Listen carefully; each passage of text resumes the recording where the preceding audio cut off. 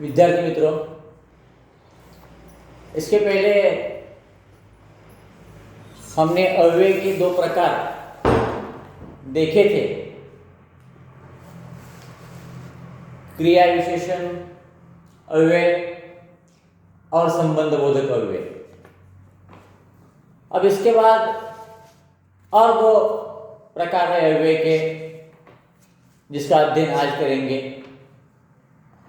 ठीक है, तो आप अपनी कॉपी, व्याकरण की कॉपी और पेन और हिंदी की किताब सामने लेकर ही बैठिए, क्योंकि व्याकरण की कॉपी में आपको लिख कर लेना है अव्यय। ऊपर लिखिए अव्यय प्रकार 3, अव्यय प्रकार 3।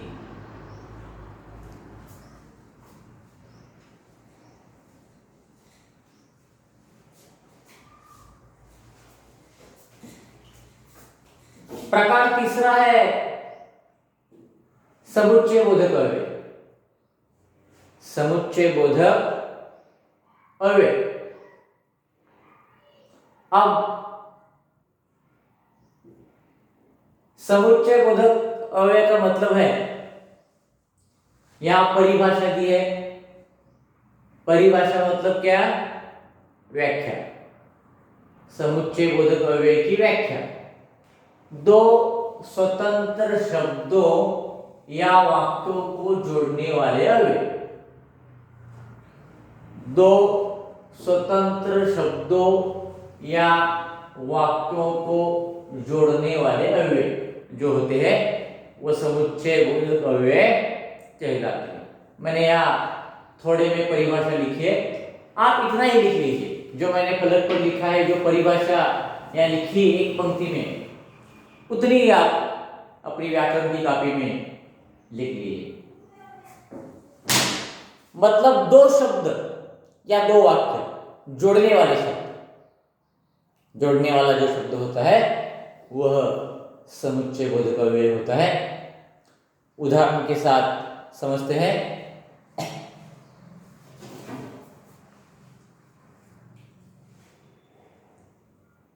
मैं पृथ्वी के भीतर पड़ा था, परंतु मुझे असंतोष न था।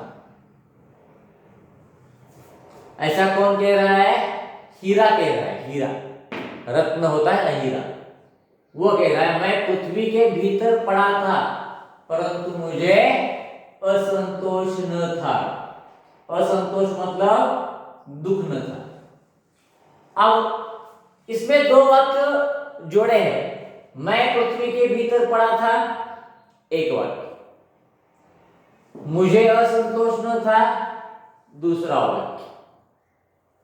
अब इन दो वाक्यों को जोड़ा किस शब्द से है? परंतु। परंतु शब्द से जोड़ा है।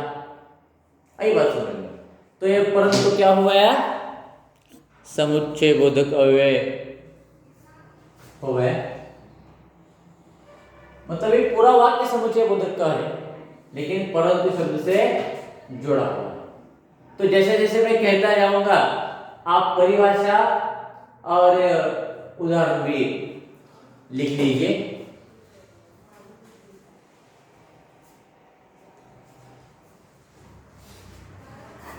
दूसरा उदाहरण देखते हैं। दुनिया बिना बाल की हो तो जू का जंजाल मिट जाए।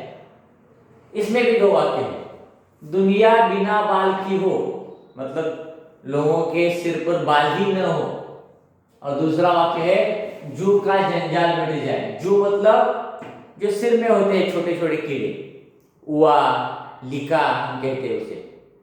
उआ या लिका ज्यादातर लड़कियों के सिर में होते हैं, बालों में होते हैं। तो शब्द से ये दो वाक्यों को जोड़ा है। तो शब्द से दो वाक्यों को जोड़ा है, इसलिए यह भी समुच्चय बोधक अव्यय कहलाता है। यह भी उदाहरण लिख लीजिए।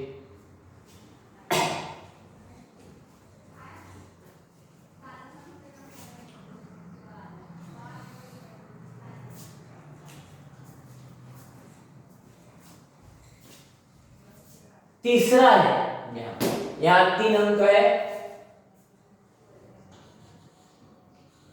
वह आया और चुपचाप चला गया। वह आया एक वाक्य, चुपचाप चला गया दूसरा वाक्य, और शब्द से जोड़ा है। तो ये और शब्द मतलब ये अव्यय है, समुच्चय बोधक अव्यय है, 2 वाक्यों को जोड़ने वाला। वह आया और चुपचाप चला गया। आई बात समझ में?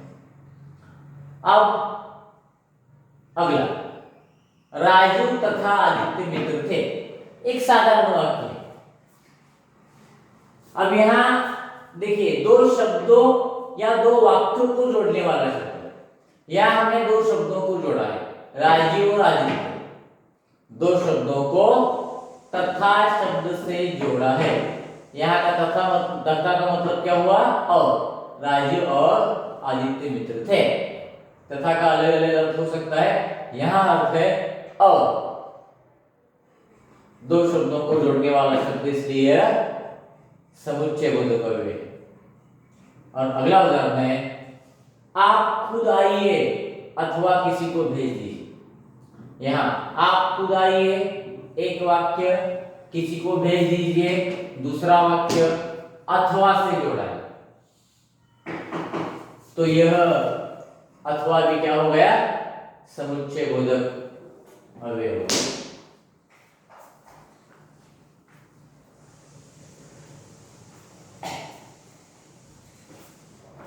मतलब अलग अलग ऐसे शब्द या वाक्य, 2 वाक्य जिस शब्द से हम जोड़ते हैं, किंतु, लेकिन, पर, परंतु, ऐसे शब्द समुच्चय बोधक अव्यय है।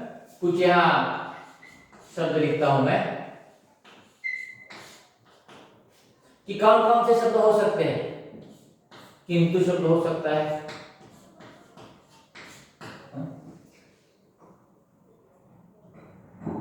और कौन सा शब्द इसमें नहीं है?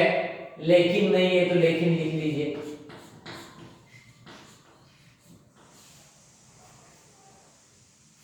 पर, यह तो मराठी शब्द के साथ हिंदी भी है, वह शब्द भी हिंदी में इस्तेमाल किया जाता है। लेकिन, पण, परंतु, किंतु, ये सभी शब्द समुच्चय बोधक अव्यय के उदाहरण हैं।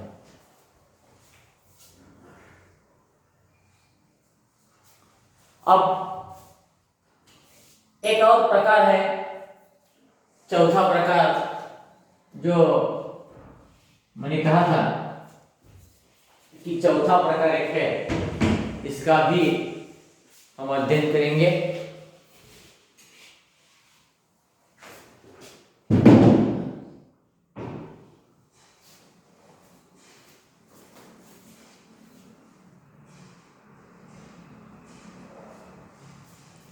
कौन सा है प्रकार? विस्मयादि बोधक। एक या 2 पंक्ति छोड़कर आप लिख लीजिए, विस्मयादि बोधक अव्यय। विस्मयादि